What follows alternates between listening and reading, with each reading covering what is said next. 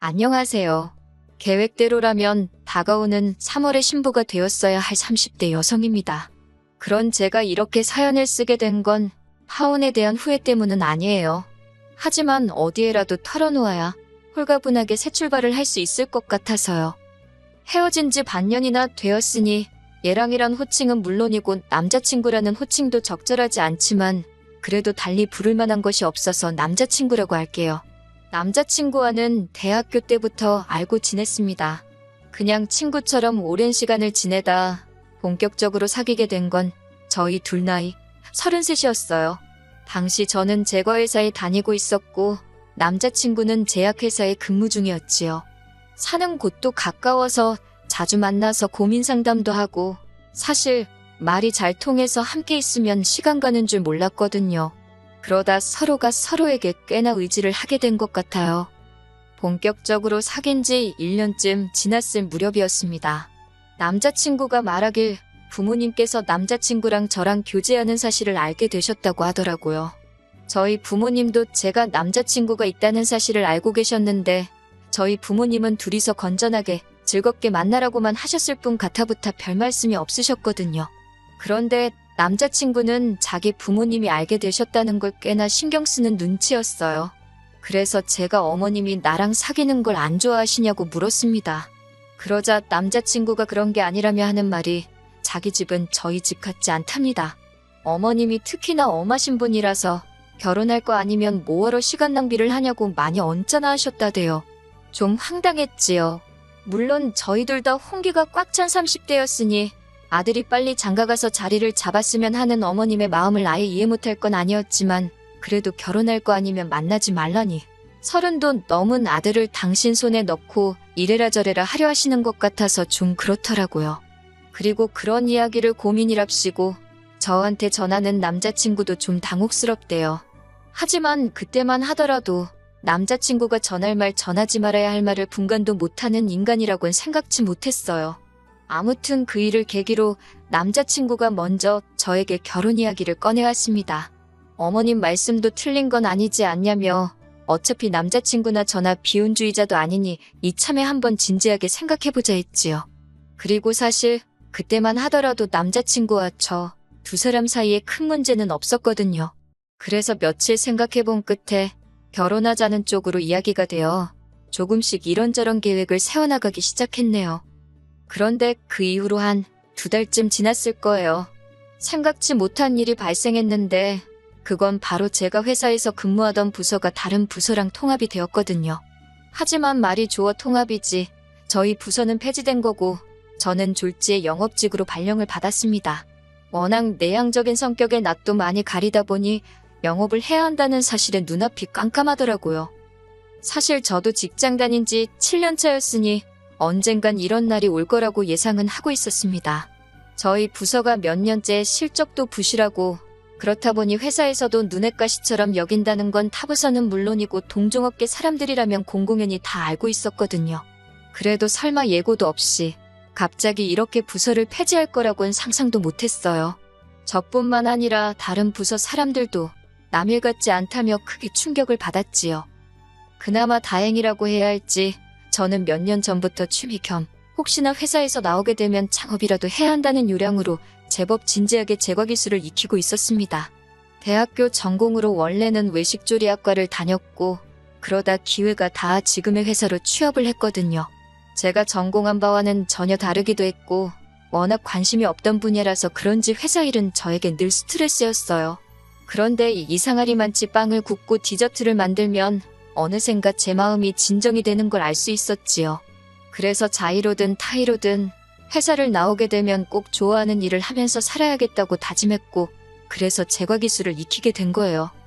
그런데 아시다시피 좋아하는 일을 하면서 사는 게 말처럼 쉬운 일은 아니잖아요? 카페라도 열어야 하나 생각하니 역시나 자본이 문제였습니다. 영업직으로 일하는 건 하루하루가 고역이었지만 그렇다고 무작정 회사를 때려칠 수도 없었으니 회사는 회사대로 나가면서 조금씩 어떻게 사업을 할지 구상을 하기 시작했어요.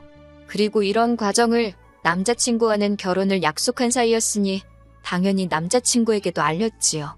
그런데 저는 솔직히 남자친구가 이런 이야기까지 어머님과 주고받을 줄은 몰랐습니다. 그래서 남자친구 어머님께서 사업 관련해서 당신과 얘기 좀 하자며 연락을 해오셨을 땐 적잖이 당황스러웠네요. 어머님께서 전화를 걸어오셨고 단도직입적으로 만나자 하시는데 싫다 소리를 못했습니다. 말 그대로 당황스러워서 얼떨결에 일단은 어머님이 하자는 대로 알겠다 했거든요. 하지만 전화를 끊고 바로 남자친구에게 연락을 했어요.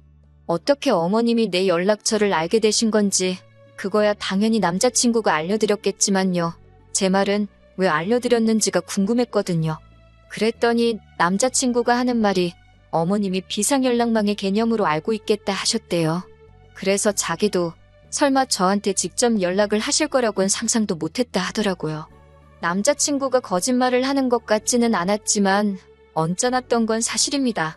비상연락망이건 뭐건 간에 적어도 나한테 귀띔은 해줄 수 있던 거 아니냐니까 자기가 생각이 짧았다며 순순히 사과를 하대요. 그래서 더는 따져 묻지 않았고 일단은 어머님과 만나기로 했으니 남자친구도 같이 나가자 했어요. 그렇게 어머님과 셋이 카페에서 첫 대면을 하게 되었습니다. 어머님께서 남자친구더러 당신 옆에 앉으라고 하시더군요. 자리가 중요한 건 아니지만 그런 작은 행동 하나하나 이래라 저래라 하시는 모습이 보기 좋진 않았어요.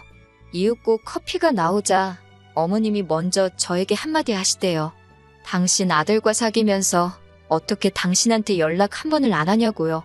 잘 보이고 싶고 그런 게 없었나 보다며 비꼬시며 당신은 싹싹하고 예의 바른 사람이 좋다나요. 뭐라고 대꾸를 해야 할지 모르겠어서 일단은 죄송하다 했습니다. 돌이켜 생각해보면 사실 제가 죄송할 일은 아니었는데 그때는 어머님 기가 워낙 세니 저도 모르게 주눅이 들었던 것 같아요. 남자친구도 어머님 떨어 걱정 말라며 제가 앞으로 잘할 거라고 그러는데 왠지 설명할 수 없는 불쾌한 기분이 들대요. 이후로도 어머님께선 비슷한 어투로 잔소리를 좀 더 하셨습니다. 저는 그냥 말없이 내내하며 듣고만 있었고요. 그러다 어느 정도 어머님도 할 만큼 했다 싶으셨는지 저를 만나자 하신 본론을 꺼내셨습니다. 남자친구가 정확히 뭐라고 이야기를 한 건지는 모르겠는데 제가 남자친구랑 동업을 하고 싶어 하는 걸로 알고 계시더라고요. 그러면서 하시는 말씀이 그 사업 자금을 어머님이 대주시겠답니다. 생각지도 못한 이야기에 뭐라고 대답을 해야 할지 모르겠더군요. 사실 자본만 해결이 되면 저는 제 실력에도 자신이 있었기 때문에 안정적으로 카페를 운영해 나갈 자신이 있었거든요. 그렇다고 제가 돈이 아예 없었던 건 아니에요. 직장 생활하면서 돈을 모으긴 했으니까요. 다만 사업을 하려면 몇천 가지고 되는 건 아니잖아요. 그 돈은 제가 시집갈 때 필요한 돈이기도 했고요. 그래서 솔직히 대출을 받아야 하나 어째야 하나 이래저래 걱정 근심이 많았는데 갑자기 남자친구 어머님이 한 번에 해결해 주시겠다 하니 까놓고 말해서 대박이란 생각과 동시에 이게 맞는 건가 싶더라고요. 그래서 남자친구와 남자친구 어머님께 일단 감사하지만 생각 좀 해보겠다 했습니다. 집에 돌아와 곰곰이 생각을 해봤어요. 어차피 결혼할 사이니 같이 사업을 하는 게 나쁜 건 아니라는 생각이 들긴 하대요. 하지만 동시에 계속해서 찜찜한 마음이 사라지질 않더라고요. 어머님 성격도 보통이 아니신데 제가 그 도움까지 받으면 사업하는 내내 어머님한테 이리저리 끌려다닐 게 안 봐도 뻔했으니까요.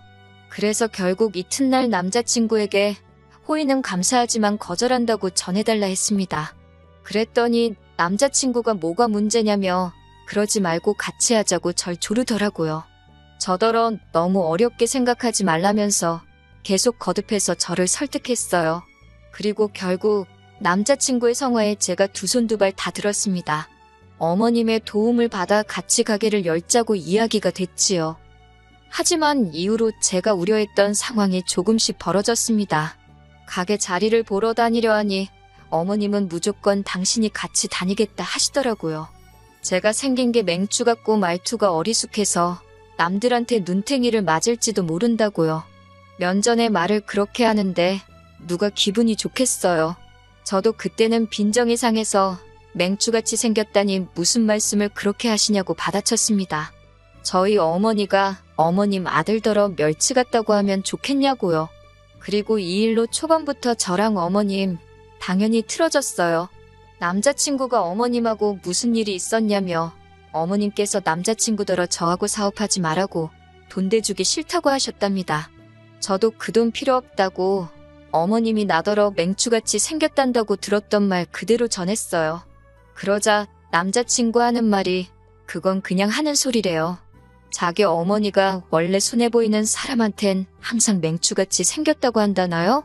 그게 변명이냐고 남자친구랑도 대판 싸웠네요. 그리고 한 일주일쯤 지났을 때 어머님이 먼저 당신은 별뜻 없이 한 소린데 제가 그렇게 기분 나쁘게 들을지 몰랐다며 그런데 저도 어른이 한마디 한 게 기분 나쁘다고 그렇게 받아치고 그러면 못 쓴다는 사과 같지 않은 문자를 보내셨대요. 그리고 그땐 저도 회사 일부터 시작해서 남자친구와의 다툼으로 인해 스트레스도 많이 받고 정말 심적으로 육체적으로 힘들었거든요. 그래서 어머님이 그렇게 문자를 보내신 것만으로도 감사한 일이라고 제 스스로 세뇌를 시켰어요. 그리고는 얼렁뚱땅 남자친구와도 화해를 하고 다시 사업 준비도 진행해 나갔네요. 사업은 저와 남자친구가 하지만 어머님 입장에서는 어쨌든 큰돈이 나가는 일이니 결국 자리를 보기 위해 같이 다니게 되었습니다. 그런데 어머님의 막말은 때와 장소를 가리지 않더라고요. 어머님 말씀으로는 이렇게 말을 해야 사고 좋은 매물을 보여준다면서 부동산에 매물을 보러 들어갔다 하면 무조건 저를 가리키면서 쥐뿔도 없으면서 사업을 한다고 까불어서 걱정이라고 그러니 좀 사정 좀 봐달라고 그러시는 거예요. 제가 막말로 쥐뿔이 있는지 없는지 아무것도 모르시면서 그저 제가 어머님의 도움을 받아 사업을 하게 될지도 모른다는 이유로 저를 깔보시는 게 너무 화가 나대요. 결국 그렇게 한 3주 가까이 같이 자리 보러 다니다가 안 되겠다 싶어서 말씀 좀 그렇게 하지 마시라 했어요. 그랬더니 어머님은 또 저더러 예민하다 어떻다.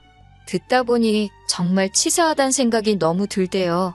결국 사업을 안 하면 안 했지 어머님 돈으론 안 하겠다고 결론을 내렸어요.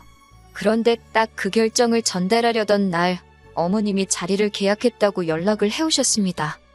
설마 했는데 결국 저와는 상의도 없이 어머님 마음에 드는 곳을 고르셨더군요. 남자친구는 남자친구대로 그래도 자기 어머니가 보는 눈이 있으시다고 믿고 따라가라는데 그 소리도 어찌나 듣기가 싫던지요. 너무 실망스러웠지요.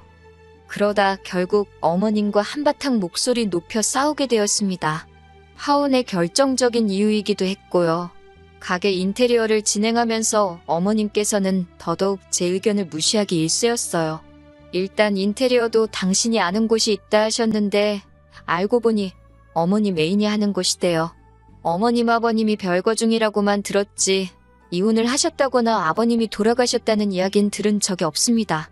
그런데 애인이라니 제가 보수적이라 그런지 좀 거북하고 불편하대요. 게다가 어머님이 애인은 당신이 무슨 남자친구의 아버님이라도 되는 것처럼 저한테 야 더 하면서 반말을 하기 일쑤였어요.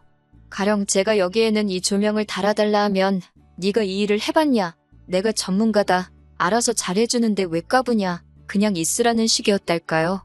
하지만 남자친구도 그 모든 과정을 보면서도 별소리를 안 하니 제가 달리할 수 있는 액션도 없었고 그 무렵에는 그래 될 대로 되라 싶었습니다. 솔직히 나쁜 생각도 했어요.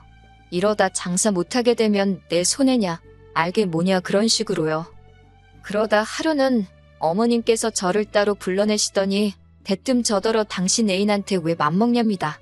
어떻게 당신 애인한테 손가락으로 여기저기 하면서 말을 하느냐고요. 아니 천장이라던가 구석이라던가 어딘지 알려드려야 돼서 손가락으로 가르친 건데 그게 문제가 될 거라고는 생각도 못했습니다. 어머님 말씀으로는 그림을 그릴 수도 있고 말로 표현을 하면 되지 옆에 바짝 붙어서는 손가락으로 그러는 게 말이 되냐는데 그러면서 마치 제가 어머님 애인한테 꼬리를 친다는 식으로 말을 하더라고요. 어떻게 하면 예비 며느리를 상대로 그런 더러운 생각을 할 수 있는 건지 엄청난 모욕감을 느꼈지요. 그리고는 결국 참다 못한 제가 어머님더러 모 눈엔 뭐만 보인다더니 정말 그런가 보다고 해버렸어요. 그리고는 어머님 아들하고 사업 안 해도 그만이라고 안 하겠다고 소리를 질렀네요. 처음부터 제가 하고 싶다고 조른 사업도 아닌데 제가 왜 이런 꼴을 당해야 하는지 모르겠다고 어머님도 상식적으로 행동하시라 했지요. 그랬더니 어머님이 저더러 그러고도 자기 아들이랑 결혼할 생각이냐고 어림도 없대요. 그래서 저야말로 어머님 아들, 어머님 때문에 조도 안 갖는다고 했어요. 화가 나서 그런 건지 얼굴이 있는 대로 빨개진 어머님이 자기야 나와보라며 인테리어 사장님을 불러대시대요. 사장님이야 어머니 메인이니까 당연히 쫓아나와서는 무슨 일인지는 몰라도 젊은 사람이 왜 어른한테 그러냐고 대뜸 제 탓을 하시더라고요. 제가 열받아서 제3자는 좀 빠지라고 했습니다. 아버님도 아니고 가서 하던 인테리어나 잘 아시라고요. 어머님이 제 뒤통수에다 대고 욕을 막 하시는데 오히려 기분은 후련했어요. 동시에 남자친구랑 완전히 끝났다 생각하니까 아쉬운 마음보다는 이제 이런 거지 같은 일을 안 겪어도 된다는 생각이 홀가분했다고 할까요? 그리고 그렇게 집으로 돌아오는데 남자친구한테 미친 듯이 전화가 걸려오대요. 처음에 한 대여섯 통은 그냥 무시했는데 도대체 하고 싶은 말이 뭔가 궁금하기도 해서 결국엔 받았습니다. 그랬더니 대뜸 도대체 무슨 소리냐고 사업이고 결혼이고 안 한다는 게 무슨 말이냐고 울며불며 따지더라고요. 그래서 니네 엄마한테 물어보라 했습니다. 내가 뭐가 아쉬워선 니네 엄마 그 지랄 같은 성질 다 맞추고 하다못해 니네 엄마 애인인지 뭔지한테까지 비위를 맞춰야 하냐고 거기다 니네 엄마가 내가 니 새아빠인지 니 엄마 애인인지한테 꼬리를 친다는 개소리까지 들었다고 명예훼손으로 고소 안 하는 걸 다행인 줄 알라고 정말이지 따다다다 쏘아댔어요. 그랬더니 남자친구가 이대로 못 끝낸답니다. 두고 보라나요? 솔직히 두고 보라는 사람 무서울 거 없다잖아요. 저도 그랬어요. 그나마 다행인 건 정말로 남자친구와 헤어졌다는 사실이 슬프기도 했지만 한편으론 두고 보라는 남자친구의 마지막 말 덕분에 금방 마음 정리를 할 수 있었다는 거예요. 처음 한 달은 마음이 복잡했지만 지금은 어느 정도 회복이 된 것 같아요. 그리고 두고 보자던 남자친구는 하루가 멀다 하고 저에게 미안하다고 연락을 해옵니다. 저만 돌아와 준다면 어머님하고는 연을 끊고 살 거라나요. 연을 끊던 연을 날리던 전 아무런 관심이 없고요. 함께한 시간을 생각하면 억울하고 속상하지만 그래도 식장 들어가기 전에 이 구렁텅이에서 빠져나와서 다행이다 싶어요. 저는 일단 영업일이건 뭐건 간에 제가 처한 상황에서 최선을 다해 볼 생각입니다. 그리고 내년쯤 제 힘으로 사업을 시작할 거예요. 사업이 어느 정도 안정이 되면 한번 인사드리러 돌아오겠습니다. 그때는 좋은 이야기를 가지고 올게요.